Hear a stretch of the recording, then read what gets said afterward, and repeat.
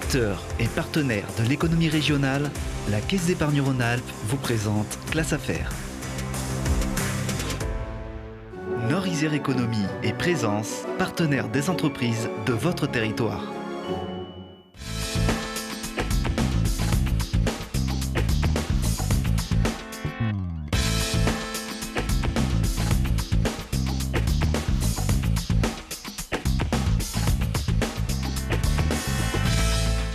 Bonjour à tous, très heureux de vous accueillir dans Classe Affaires, le club de l'économie en Isère. Chaque mois, nous découvrons les entreprises qui font la richesse de notre département. Avec des experts, des témoins, des reportages, nous décortiquons les rouages de l'économie. Pour nous accompagner, bien sûr, mon complice, Alain Denisot. Bonjour. Bonjour Christophe. Tout va bien ? Très bien. Je rappelle que vous présidez le directoire de la Caisse d'épargne Rhône-Alpes. Vous êtes notre expert sur ce plateau. Aujourd'hui, dans votre chronique. Aujourd'hui, le Brexit et l'accord commercial entre l'Union européenne et donc la Grande-Bretagne. Et puis il y aura la question de l'internaute. Tout à fait. HCSF, ça signifie quoi? Ça parle de crédit immobilier, on regardera tout ça. Le marché immobilier, il en sera aussi question dans notre dossier, consacré à la construction de logements.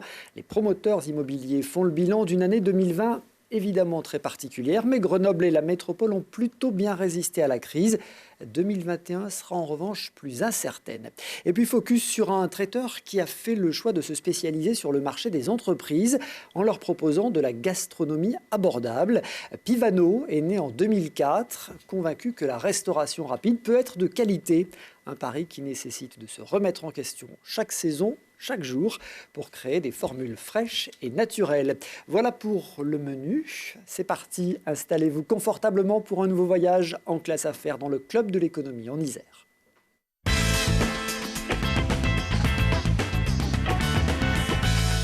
Après un référendum, après des reports, des négociations sans fin, le Brexit est efficient depuis le début de l'année. Les Britanniques ont quitté l'union douanière et le marché unique. L'Union européenne et la Grande-Bretagne ont validé les bases de leurs futures relations commerciales et un nouvel accord de commerce et de coopération. On va en parler. Avant cela, Alain, petit retour sur ce processus qui aura quand même duré 4 ans. Oui, sur cet agenda qui ressemble un peu à un marathon incertain, je vais rappeler quelques dates. Donc les Britanniques ont décidé par vote avec une légère majorité, 51,9%, de quitter l'Union européenne, donc les Brexiteurs. Theresa May a été nommée à la suite de David Cameron pour mener cette sortie de la Grande-Bretagne de l'Europe, au moins de son accord économique. Le Conseil européen assez rapidement a proposé un accord aux Britanniques qui a été rejeté 3 fois par leur Parlement, précisément en janvier, en mars et 2 fois en mars 2019. Voilà, donc l'histoire devient un peu difficile. Theresa May, à bout de souffle, démissionne et est remplacée par Boris Johnson qui grand tenant du Brexit, parce qu'il avait fait une campagne extrêmement, je vais qualifier de volontariste, pour la sortie de la Grande-Bretagne de l'Union européenne, devient Premier ministre et négocie d'arrache-pied avec Michel Barnier, que l'on connaît bien dans la région, bien sûr. Et finalement, un traité est ratifié le 9 janvier 2020, ouvrant une période de pré-sortie. Et cette période de pré-sortie devait s'achever le 31 décembre 2020 avec un protocole. Et sans protocole, c'est ce qu'on appelle le hard Brexit. L'Angleterre, la Grande-Bretagne sortait de l'Union européenne sans conditions précises et ça aurait été assez dramatique.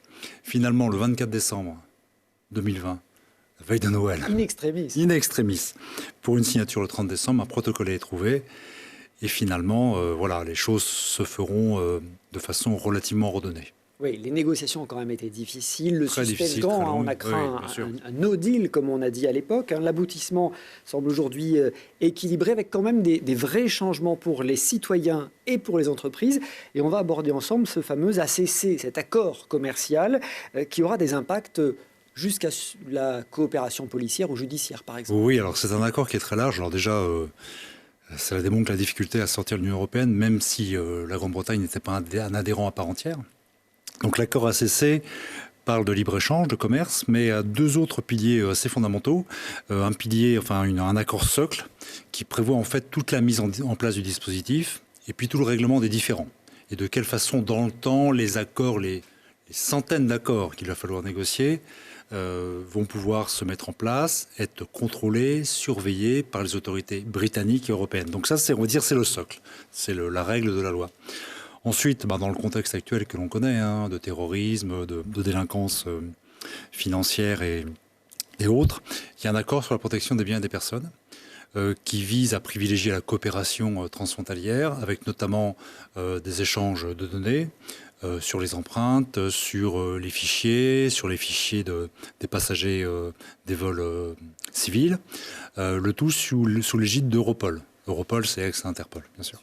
Donc ça, c'est le deuxième point, et ça fait partie, c'est une des trois branches de l'accord, elle est importante dans le contexte dans lequel nous sommes. Et puis, il y a un cœur du dispositif, qui est finalement le cœur de la négociation, c'est cet accord de libre-échange, pour permettre à la Grande-Bretagne de continuer à commercer dans des conditions acceptables avec l'Europe, qui est à ses portes, qui est quelques dizaines de kilomètres en traversant la Manche. Quelques mots sur cet accord de libre-échange, en quoi est-ce qu'il va consister? Alors, c'est un accord qui est assez remarquable. C'est qu'en fait, un des principes du modèle européen, c'est la libre circulation des biens et des personnes. Bien évidemment, la Grande-Bretagne sortant de ce contexte-là, cette libre circulation n'est plus possible. En revanche, l'accord de libre-échange est extrêmement large, puisqu'il permet le déplacement des marchandises, les transactions sur les marchandises et sur les services, sans barrière douanière et quasiment sans contrôle. Voilà. Donc c'est un accord de libre-échange quand même très spécifique, ce qui ne signifie pas pour autant que ce soit un accord absolument sans limite. À savoir qu'il y aura des règles pour s'assurer que la Grande-Bretagne reste dans une dynamique européenne en termes de concurrence, en termes de droits des travailleurs, etc. Oui, c'était un des enjeux de la négociation. Évidemment, il y a quand même des règles européennes qui vont désormais s'appliquer pleinement aux Britanniques. Oui, tout à fait, parce qu'en fait, une des craintes des Européens, qui n'était pas infondée à mon avis, c'était de voir s'installer un paradis fiscal puissant, parce que la Grande-Bretagne est un pays puissant, même s'il a perdu un peu de sa puissance, aux portes de l'Europe, et qu'il fasse du dumping public, fiscal, social, par rapport aux pays européens, et finalement deviennent concurrentiellement bien plus efficients que les pays du continent. Donc il y a toute une série de principes qui ont été posés, et notamment un très, très structurant, c'est que la Grande-Bretagne, au moment de la signature de l'accord, donc de coopération et concurrentielle, emmène avec elle toutes les règles européennes en termes de normes, en termes de niveau de prestation, de niveau de protection des salariés, de droit du travail. Voilà. Donc c'est quand même relativement sécurisant pour les pays de l'Europe continentale. Là où la négociation n'a pas abouti, c'est que les Européens auraient souhaité que cette adoption des normes soit dynamique et finalement que la Grande-Bretagne s'ajuste au fur et à mesure. Au fur et à mesure, oui. Mais si la Grande-Bretagne s'ajustait au fur et à mesure, finalement, on ne comprenait pas tellement bien pourquoi elle sortait de l'Europe. Ah oui. Ça aurait été une défaite politique pour Boris Johnson. Donc, une photographie est prise. À date. Et le protocole socle dont je parlais en début de cette émission s'appliquera pour s'assurer qu'il n'y ait pas d'écart trop important par la suite. Entendu. Un point souvent qui fait débat, c'est les règles concernant la circulation des personnes. Oui, alors, je l'ai dit, libre circulation des biens et des personnes dans le monde européen, ce n'est plus le cas avec la Grande-Bretagne. Et ça va changer quand même pas mal de choses dans ce contexte-là. Il y a des choses assez profondes, notamment sur le sujet des retraites, mais je ne vais pas l'aborder dans cette chronique. Notamment sur le sujet des visas. Pour les séjours de moins de 6 mois, il n'y aura pas de visa. En revanche, pour les séjours de plus de 6 mois, y compris si on est citoyen européen continental, il y aura besoin d'un visa. Sur les justificatifs d'identité, jusqu'à octobre 2021, carte d'identité suffisante. À partir d'octobre 2021, passeport nécessaire. Voilà. Donc ce sont des évolutions quand même relativement significatives et qui montrent que le pays n'est plus aussi accessible dans l'Europe qu'il ne l'était avant. Ça, c'est très concret, effectivement. Et quelles sont les conséquences pour la France, du coup, si on se met à la place des Français? La Grande-Bretagne est un des pays avec lesquels nous avons beaucoup de relations commerciales et c'est un des pays principaux avec lesquels nous avons un commerce extérieur excédentaire. La France a eu en 2019 un commerce extérieur excédentaire de 12 milliards et demi d'euros, ce qui n'est pas négligeable. Donc on vend plus à la Grande-Bretagne qu'on importe. Qu'ils ne nous vendent. Services financiers mis à part, puisqu'en fait les services financiers sont plus difficiles à valoriser. Donc pour la France et pour l'Europe en général, pour les Britanniques, c'est évident que l'Europe doit être un débouché naturel, mais pour la France et l'Europe en général, le marché britannique reste aussi un débouché nécessaire qu'il faut privilégier. En revanche, il faut se souvenir que la Grande-Bretagne est dans ce contexte européen depuis presque 50 ans. Donc l'ensemble des règles douanières, même s'il n'y aura pas de droit de douane, doivent s'appliquer, comme avec les autres pays tiers. Donc ça entraîne ce qu'on a déjà vu, je dirais, sur les écrans de télévision, c'est des difficultés aux embarquements, aux ports, des contraintes douanières, la restauration de métiers qui n'existaient plus, notamment de contrôle de marchandises. Donc il y a quand même pas mal de difficultés, probablement qui n'ont pas été prises dans le champ politique lors du référendum, mais qui existent opérationnellement pour les Britanniques et les pays qui souhaitent exporter vers la Grande-Bretagne. Donc des liens commerciaux, d'affaires importants pour la France et même pour notre région Auvergne-Rhône-Alpes. Tout à fait. Nous avons 4 milliards d'euros de commerce avec la Grande-Bretagne, la région Auvergne-Rhône-Alpes, 4 milliards d'euros de commerce. Alors sur les spécialités de la région, c'est la chimie, l'industrie pharmaceutique, l'automobile et l'agroalimentaire. Voilà, donc c'est pas négligeable. Et une balance positive là aussi. Et une balance positive avec la Grande-Bretagne, puisqu'en fait la région Auvergne-Rhône-Alpes fait partie des contributeurs à l'excédent commercial français. Il y a quand même eu quelques points de cristallisation dans ces nouvelles règles. On a beaucoup parlé de la pêche, par exemple. Oui, alors il y a une cristallisation symbolique, puisqu'en fait les Européens continentaux, les membres de l'Union européenne avaient un accès aux eaux territoriales britanniques, puisque c'était considéré comme un espace ouvert. Et en sortant de l'Europe, les Britanniques ont récupéré leur zone de territorialité maritime. Donc un accord a été trouvé. Relativement satisfaisant parce que les enjeux ne sont pas énormes non plus. C'est 600 millions d'euros cette zone de pêche contre 700 milliards pour le commerce européen au sens global. Donc cet accord, en gros, c'est quoi? C'est que les mariniers continentaux européens peuvent toujours aller pêcher dans la zone de pêche britannique pendant 5 ans et demi. Nouvel accord à trouver ensuite, on pousse aussi un peu les choses dans le temps, avec une clause, on va dire, de minoration, moins 25% durant ces 5 ans et demi. Dans notre ville universitaire, il y a aussi Erasmus qui passe à la trappe. Alors, les Britanniques sont restés adhérents au programme de recherche européen, sans pour autant préciser les modalités de financement. Et on demande toujours un visa aux chercheurs, donc ça ne va pas forcément faciliter la coopération. Et le grand regret, je pense, de nous tous, c'est que les Britanniques soient sortis d'Erasmus, considérant que c'était un programme qui coûtait beaucoup trop cher. Nos jeunes ont fait beaucoup de progrès en anglais ces dernières années. Il ne faudrait pas que ça soit interrompu par cette démarche-là. Non, c'est quand même 10 000 jeunes par an qui allaient étudier en Grande-Bretagne à des conditions très privilégiées. Donc maintenant, ils pourront continuer à étudier. Le visa, ça ira pas de difficulté, sauf que les études seront à leur charge, ce qui change drastiquement les choses. Très rapidement, ce qui n'est pas compris dans l'accord. Qu'est-ce qui n'est pas compris dans l'accord ? Globalement, bien évidemment, tous les sujets qui sont autour des sujets régaliens, donc la sécurité, la diplomatie, les enjeux internationaux. Tous ces éléments ne sont pas compris puisqu'en fait ils font l'objet d'une autonomie de la Grande-Bretagne en tant que telle. Voilà principalement ces sujets. Les autres, l'accord est quand même très englobant d'un point de vue économique. Bon, la situation économique du Royaume-Uni, est-ce que c'était le bon moment ? C'est le double choc. Dire que le Royaume-Uni a vécu et vit une pandémie extrêmement virulente. Je crois que c'est pas la peine d'en parler, on en parle suffisamment. Au deuxième trimestre 2020, le PIB a baissé de 20% en Grande-Bretagne. Voilà. Pour se redresser au troisième trimestre d'une douzaine de %, et là il est en train de chuter à nouveau, un important déficit budgétaire. Donc bien évidemment, la mise en place du Brexit dans ce contexte-là accentue les choses. Donc ça va être difficile pour les Britanniques. Très difficile, je pense, et Boris Johnson prévoit un programme de relance de l'emploi extrêmement fort, avec une dotation budgétaire de presque 4 milliards d'euros. Voilà. Et on leur souhaite bonne route. Exactement. Et puis à nous aussi, merci Alain, parce que 2 milliards d'euros quand même de solde positif pour les échanges d'Auvergne-Rhône-Alpes avec la Grande-Bretagne. Voilà, on comprend bien qu'il est essentiel de maintenir le dynamisme de nos liens avec le Royaume-Uni.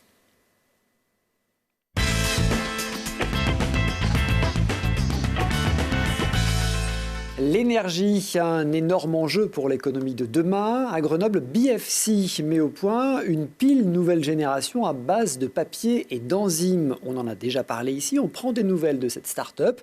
Cela donne une pile extra fine qui peut par exemple révolutionner les emballages en permettant d'imaginer des packaging intelligents. Mais les applications sont aussi très nombreuses dans l'Internet des objets ou encore le biomédical. Reportage signé Laurie Baillet. Fines, flexibles, légères et surtout éco-responsables et durables, ces cellules bio-enzymatiques de chez BFC sont une alternative aux piles miniatures actuelles. Elles sont formées de plusieurs couches de papier, cellulose et carbone, et au cœur de cette technologie innovante, des électrodes de carbone et des enzymes qui transforment le glucose et l'oxygène en électricité. Alors comment ça marche facilement? D'un côté, on va avoir l'oxydation du glucose qui va libérer des électrons. Et de l'autre côté du circuit, nous allons avoir notre biocathode qui va récupérer les électrons pour réduire l'oxygène en eau. Ce mouvement d'électrons va donc fournir un courant et donc une puissance, avec une tension stable de 0,8 volts. Ces piles à biocarburant écologique représentent une nouvelle source d'énergie qui peut s'adapter aux applications à faible puissance, notamment dans la santé et la logistique. Pour la santé, eh bien, on peut penser par exemple au test de grossesse, où à l'intérieur vous avez 2 piles miniatures et au bout de 5 minutes, tout ça finit à la poubelle. Ou en termes de santé également, les patchs pour patients diabétiques. En termes de logistique, eh bien, là, il y en a une multitude. Vous pouvez passer des palettes, des cartons et suivre en fait vos produits et avoir ainsi tout, j'allais dire, la cinétique de toutes ces propriétés au cours du temps, avec bien sûr leur position. Malgré la crise sanitaire, la start-up grenobloise BFC a vu le jour en mai 2020. Jeune et en plein essor, elle ne cesse de conquérir les esprits. Elle a remporté de nombreux prix, déposé des brevets et souhaite industrialiser ses cellules à grande échelle d'ici à quelques mois. Et BFC a participé en début d'année au Consumer Electronics Show de Las Vegas et a d'ailleurs été primé. Son développement se poursuit après une levée de fonds de 3 millions d'euros en juin 2020. Et bien, la phase d'industrialisation s'accélère. L'objectif est d'arriver à produire 20 000 piles par semaine d'ici la fin de cette année.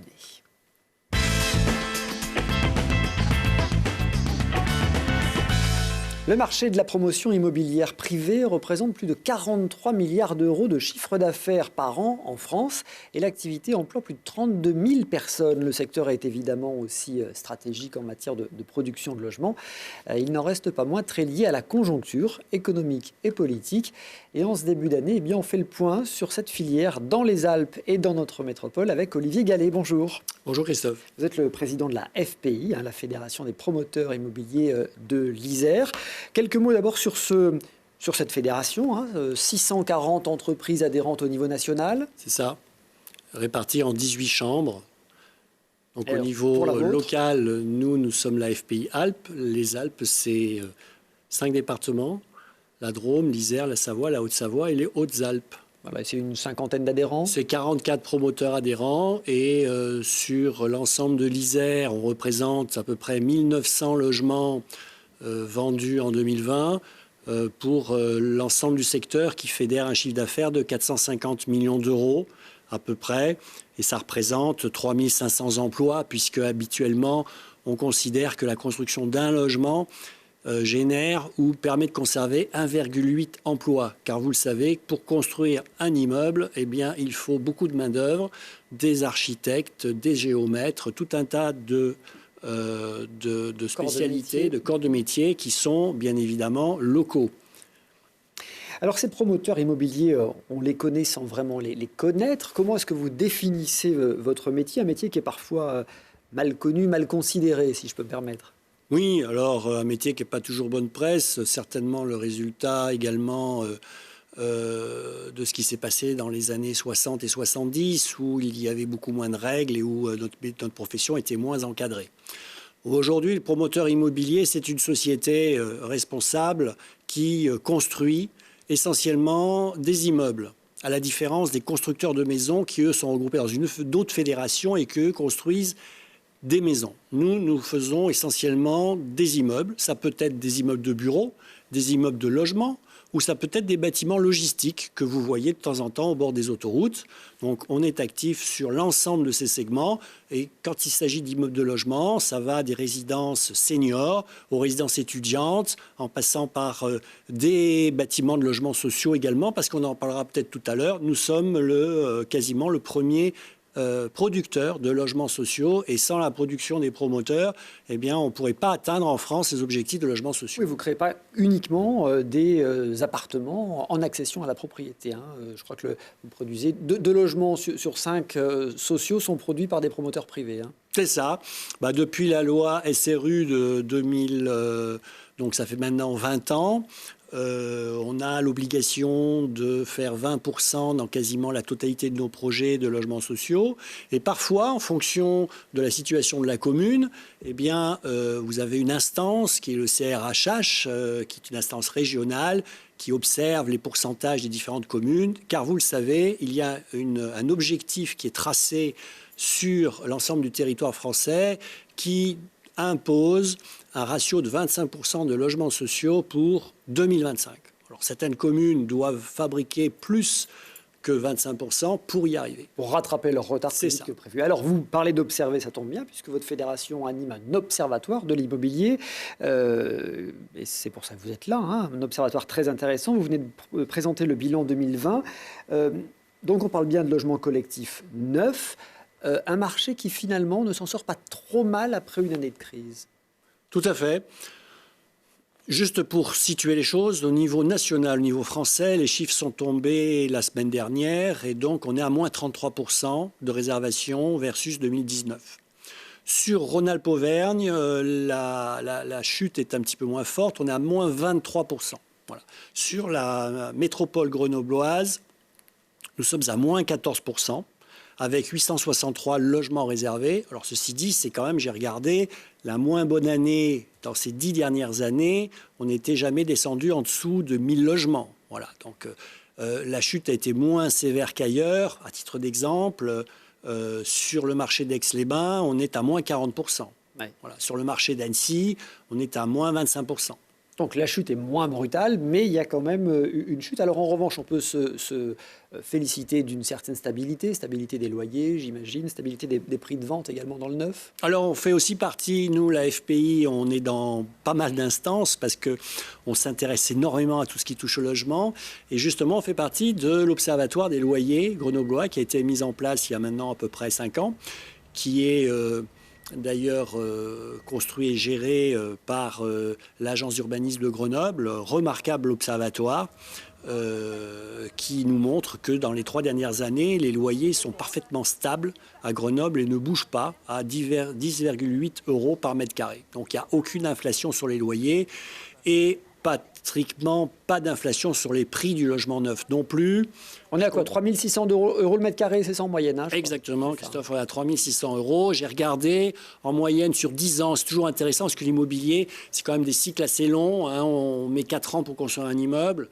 Donc, on a augmenté de 3% l'an dernier, mais l'année d'avant, ça avait baissé un petit peu. Sur 10 ans, on augmente de 8%. Et j'ai regardé le taux d'inflation sur 10 ans, il est de 11,3%.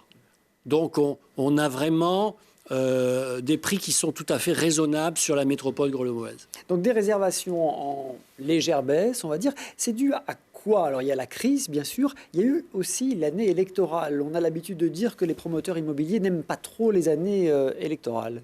Ah, tout à fait. Alors, les années électorales, pour nous, elles ne sont jamais très bonnes parce que vous savez que la cheville ouvrière pour avoir des permis de construire et développer de nouveaux programmes, ça met souvent très longtemps. C'est un petit peu comme un iceberg, si vous voulez. Et il nous faut souvent plus de temps, 3 ou 4 ans, pour avoir un permis définitif purgé de tout recours. Et ensuite, finalement, lorsqu'on arrive à la partie construction, là, on a des entreprises du BTP parfaitement performantes en France. Hein, on est parmi les meilleurs du monde pour construire. Et ça se passe relativement bien, plutôt bien. En 18 mois, on construit un immeuble, on le livre et a priori, tout va bien. Donc, dans cette période en amont qui est si importante, on a été extrêmement impacté en 2020 par d'abord la la pandémie, et puis ensuite le décalage de l'élection municipale, puisque ce sont les maires qui aujourd'hui encore, bien sûr, sont les principaux intéressés, et ce sont eux qui signent les permis de construire. Bien sûr, le deuxième tour des élections ayant eu lieu le 28 juin. C'est vrai que ça a décalé, ça a fait perdre un semestre quasiment. Alors, ça a fait perdre peut-être même plus qu'un semestre, parce que, en fait, l'organisation des métropoles est devenue de plus en plus complexe. Et donc, une fois que l'élection d'un maire a eu lieu, il faut que les différentes portefeuilles soient distribués à l'intérieur par d'autres conseils municipaux de la ville. Et puis après, il va falloir également constituer au sein de la métropole un conseil métropolitain. Il y a pas mal de compétences liées au logement qui remontent à ce conseil métropolitain. Et puis est arrivé le mois d'août. Donc, toute chose mis bout à bout, finalement, nous n'avons pas pu rencontrer les édiles pour commencer à travailler ensemble sur les nouveaux projets avant quasiment le mois d'octobre ou novembre 2020. Donc autant vous dire que l'année 2020 est une année quasiment blanche en termes de nouveaux projets. Et comment se profile 2021 du coup ? Alors 2021 va bien évidemment vivre la conséquence de cela, c'est-à-dire qu'on a dans les cartons très peu de choses à mettre en commercialisation, donc il va y avoir un gros creux. Alors en cela, la métropole grenobloise est un petit peu mieux armée que les autres marchés de l'arc alpin. Je veux parler de Chambéry, Aix-les-Bains, Annecy et le Genevois, parce qu'il y a quand même un stock assez important de logements à l'offre. On en parlait tout à l'heure, on est à 15% de durée prospective d'écoulement. On a 1450 logements en stock. Donc, même si la réalimentation du marché n'est pas suffisante en 2021, on doit pouvoir passer le gué de 2021. Par contre, si on ne réalimente pas rapidement, on va se retrouver avec un marché en pénurie et donc la menace, c'est des prix qui vont monter. C'est bien entendu. Merci beaucoup Olivier Gallet d'être venu faire ce petit bilan de l'année, cette petite perspective sur l'année à venir, président de la Fédération des promoteurs immobiliers des Alpes. Merci. On va continuer à parler de crédit immobilier dans un instant avec la question de l'internaute. Et puis on fera un focus sur Pivano, créé en 2004 par Pascal Ducrot, un traiteur spécialisé dans les services aux entreprises. À tout de suite.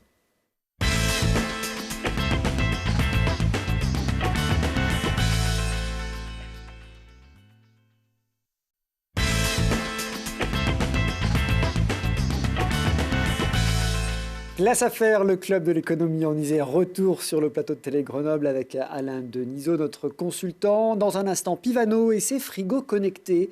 Le traiteur d'entreprise et organisateur d'événements veut améliorer nos pauses déjeuner au travail en proposant toute une gamme de produits frais et cuisinés maison. Avant cela, la traditionnelle question de l'internaute.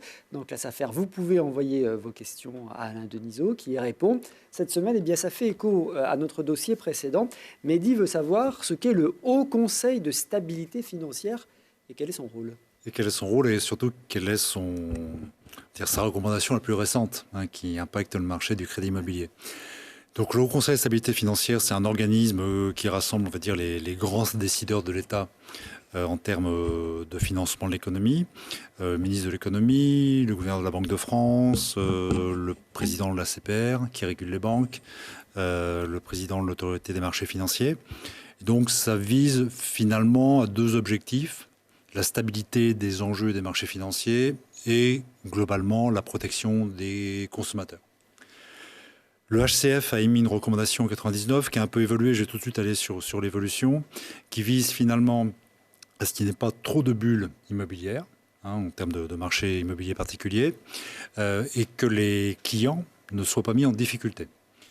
Je vous rappelle que pour acheter un bien, la plupart de nos concitoyens empruntent, font un crédit bancaire, et qu'il y a finalement deux déterminants sur un crédit bancaire, au-delà du taux d'intérêt. Les taux d'intérêt sont extrêmement bas actuellement, ils restent très bas, et c'est très favorable au financement de l'économie et également au marché immobilier, même si le contexte n'est pas très positif. Donc il y a deux déterminants, c'est la durée du crédit. Plus le crédit est long, plus l'échéance est basse, c'est assez logique. Donc plus on peut emprunter à un niveau élevé par rapport à son apport. Et également le taux d'endettement. Plus l'échéance représente une part importante des revenus, forcément plus on s'endette, mais plus on peut aussi acheter une maison, un appartement d'un montant élevé.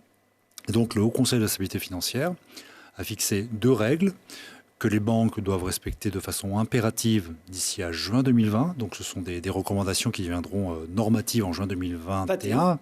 Juin 2021, excusez-moi.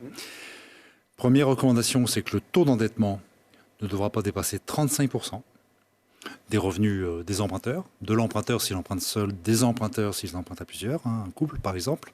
Et la durée du crédit ne devra pas dépasser 25 ans. Donc ça, c'est le corpus de règles sur lequel les banques sont régulées. Donc c'est aussi pour ça que nous voyons ici ou là des articles dans les journaux disant que les conditions d'accès au crédit immobilier sont plus difficiles. Pour autant, le HCSF a prévu une clause, on va dire, de sauvegarde en autorisant les banques à faire jusqu'à 20% de leur production en dehors de ces règles. Donc 35% de taux d'endettement, 25% de durée de crédit, mais avec la capacité de déroger pour 20% du montant des crédits octroyés. Donc voilà une recommandation du Haut Conseil de la stabilité financière. Oui, très concrète pour tous ceux qui veulent emprunter pour acheter notamment de l'immobilier. Merci beaucoup Alain. Si vous aussi vous voulez des précisions sur une notion économique, n'hésitez pas. Envoyez vos questions. classeaffaires@telegrenoble.net, c'est l'adresse.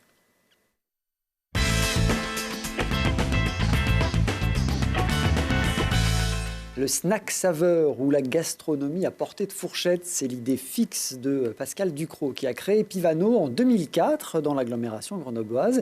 De ses restaurants à ses boutiques, aujourd'hui dans les formules qu'il développe pour les entreprises, il a toujours défendu cette idée de la bonne cuisine, du fait maison et des produits locaux de saison. Sa dernière idée, des frigos connectés déposés dans les entreprises pour offrir de gourmandes pauses déjeuner. Pascal Ducrot, bonjour. Bonjour Christophe. Merci d'avoir accepté notre invitation pour nous présenter Pivano, donc cette entreprise créée en 2004. Après avoir parcouru le monde, vous vous êtes revenu ici, où vous avez fait vos études d'ailleurs. C'est ça. J'ai fait l'école hôtelière de Grenoble il y a près de 40 ans. Et effectivement, un parcours dans des tables étoilées au guide Michelin, des 1, puis des 2 et des 3 étoiles. En Angleterre et en France, donc un apprentissage de la bonne cuisine française. Et puis un parcours en expatriation pendant près de 15 ans, en Australie, aux États-Unis, en Océanie et en Asie également. Ce qui vous a permis de teinter vos recettes d'un peu d'exotisme. Ah oui, effectivement, aujourd'hui je suis très imprégné de ces voyages. Mais si vous voulez, la base de ma formation dans des tables étoilées, c'est quand même le socle de ma cuisine aujourd'hui. Et donc, de retour en France, nous avons créé notre entreprise avec mon épouse. Nous avions cette idée depuis longtemps déjà. Et naturellement, nous sommes revenus à Grenoble, qui est notre territoire. Là, ça a été la création de restaurants d'abord. Oui, un petit restaurant sur l'avenue Alsace-Lorraine. Nous avons racheté une ancienne pâtisserie, chocolaterie. Nous avons transformé avec 3 mois de travaux, une petite cuisine de 35 mètres carrés. Et on a démarré avec moi en cuisine, mon épouse en salle, avec l'aide de 2 collaborateurs. Aujourd'hui, on est à combien? 3 restaurants? Voilà, aujourd'hui, on a 3 restaurants, donc sur Grenoble et puis en périphérie de Grenoble, sur Mélan. Et une activité traiteur qui a démarré également l'année suivante de la création de ce premier restaurant et qui aujourd'hui est notre activité la plus importante. Oui, aujourd'hui, c'est quoi? 60... Voilà, c'est à peu près 65-70% de notre courant d'affaires. Bon, il faut dire qu'en temps normal, alors évidemment, hors pandémie, c'est quoi? C'est 2000-2500 événements par an. C'est ça, tout événement confondu, puisqu'aujourd'hui, on s'est spécialisé en fait dans le traiteur pour entreprise. Donc, on a la capacité de répondre à tous les événements traiteurs donc, de nos clients, que ce soit des petits déjeuners, des plateaux repas, des cocktails dînatoires, des buffets froids et chauds, et également des repas de gala. Des pauses déjeuner. À tous les heures de la journée, finalement, on peut avoir du Pivano sur la table. Tous les heures de la journée. Effectivement, ça nous arrive d'ailleurs très souvent d'être présent du matin au soir.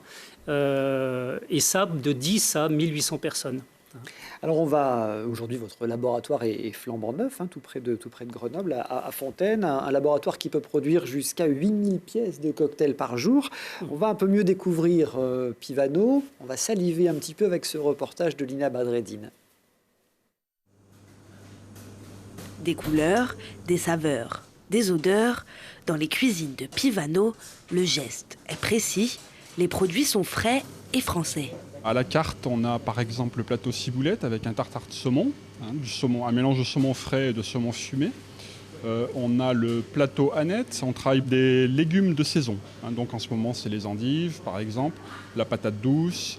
Donc on fait une salade d'endives, de patates douces, de feta et d'avocat, avec une petite sauce vinaigrette, moutarde à l'ancienne, miel, etc. Vous avez le plateau également romarin, avec un filet mignon de porc, et puis une purée maison également. Tous ces plats seront livrés presque essentiellement à des entreprises. Pivano fait aussi des buffets et organise des cocktails. Sa spécialité, c'est l'activité traiteur. L'entreprise a la capacité de répondre à des prestations de 10 à 1800 personnes. Nous avons 3 restaurants sur Grenoble, enfin un en franchise sur Mélan et 2 sur Grenoble en nom propre. Voilà, et on a nous avions une grosse activité traiteur jusqu'à mars 2020 et là l'activité a bien baissé. C'est vrai qu'avec l'arrivée du Covid, toutes les grosses prestations se sont annulées et bon, on va rester positif, ça va repartir. Mais Pivano, c'est d'abord une histoire d'amour entre Caroline et Pascal, qui ont commencé à créer leur premier restaurant avec 2 associés en 2003. Pascal a été formé à l'école hôtelière de Grenoble. Avant Pivano, il a exercé dans des restaurants étoilés prestigieux. Et puis j'ai été fortement aussi imprégné de tous mes voyages. J'ai eu l'occasion de travailler en Australie, en Océanie et en Asie où forcément aujourd'hui vous allez retrouver dans ma cuisine des épices, des plats un peu épicés. Je travaille beaucoup d'herbes fraîches. Voilà, on va dire que c'est un peu une cuisine du monde, mais quand même avec une forte connotation méditerranéenne. Parce que ça c'est ce qui me plaît vraiment aujourd'hui, c'est de travailler la cuisine méditerranéenne avec des produits ultra frais et de qualité. Pour un voyage complet dans l'assiette, les coûts s'élèvent d'une quinzaine à une vingtaine d'euros. Bon, Pascal Ducrot, on a bien compris, une carte de saison, des recettes qui étonnent et une gamme très large. Oui, alors effectivement, on a, si vous voulez, aujourd'hui, comme on est sur ces 2 métiers, le métier de restaurateur avec nos restaurants et le métier traiteur, nous avons dû effectivement répondre aux attentes de chacun de ces métiers, avec le B2C et le B2B. Et nos restaurants ont une amplitude horaire assez importante, de 7h du matin jusqu'à 6h le soir. Et pour l'activité traiteur, effectivement, comme je l'ai précisé tout à l'heure, nous avons aussi la capacité de suivre nos clients sur l'ensemble de la journée. Donc les gammes suivent pour pouvoir répondre au petit déjeuner le matin, le déjeuner à midi, le goûter, voilà, et ainsi de suite. Donc un vrai savoir-faire sur ces 2 métiers. Et puis, la nouveauté, alors votre épouse dans le reportage parlait de la crise, on ne va pas s'y arrêter trop longtemps parce qu'elle pousse aussi à innover et c'est ce que vous faites aujourd'hui avec ces frigos connectés pour améliorer la pause petit-déj dans les entreprises au bureau, c'est ça? Oui, exactement. C'est un projet qu'on avait déjà en tête avant la crise du Covid et qui a donc continué à mûrir durant les derniers mois.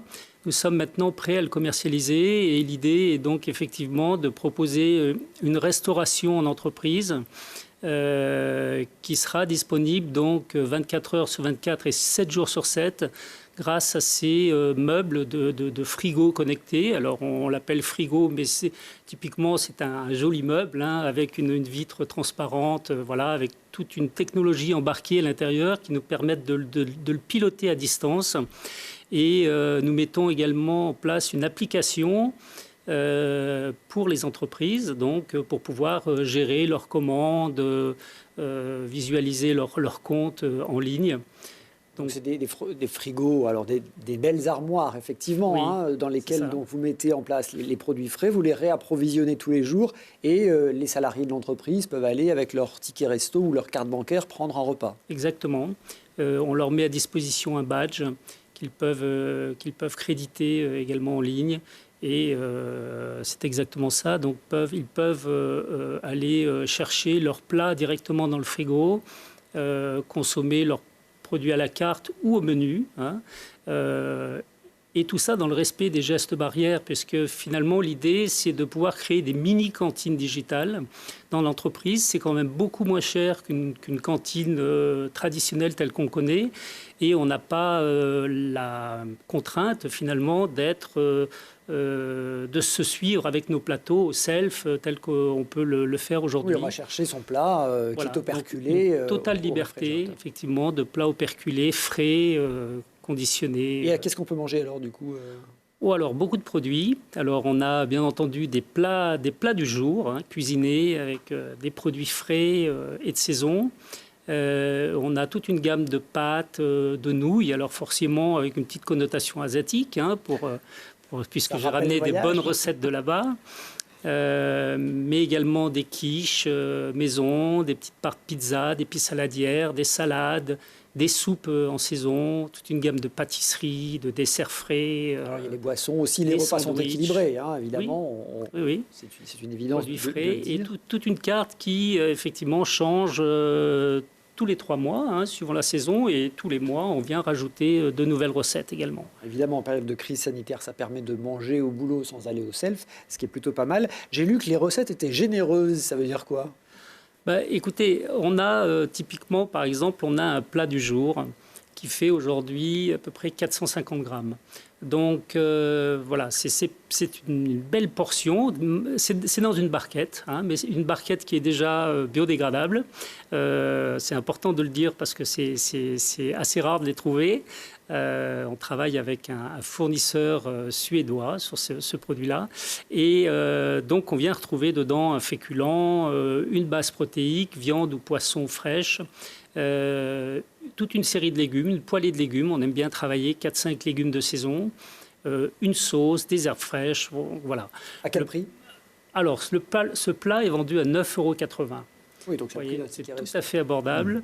Et donc, tous les jours, c'est un vrai challenge pour nous, pour tenir nos prix, nos marges. Alors, effectivement, on a souhaité avoir des marges un peu plus courtes, mais notre objectif, c'est vraiment de pouvoir contenter le plus grand nombre, quoi. Très bien, effectivement. Alors, puis pas de gâchis, je le précise, vous ne l'avez pas dit, mais les invendus sont distribués à des associations. Voilà une belle réinvention du métier, Alain. Oui, surtout que, actuellement, on espère que ça ne va pas durer, mais on espère que les armoires frigorifiques connectées dureront. Le repas en entreprise est une vraie difficulté.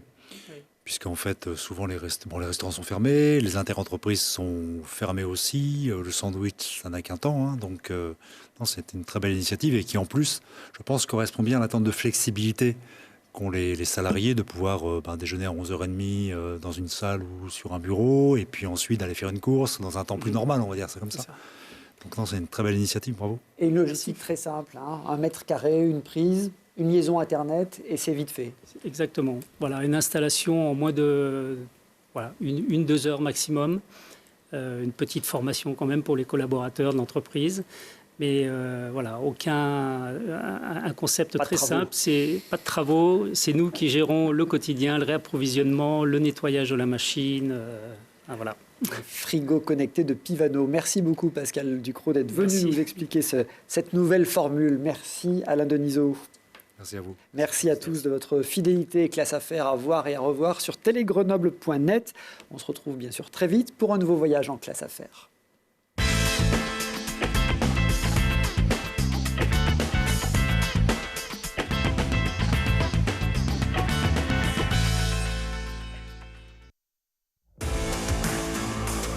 C'était Classe Affaires avec la Caisse d'épargne Rhône-Alpes, une banque commerciale, régionale et coopérative.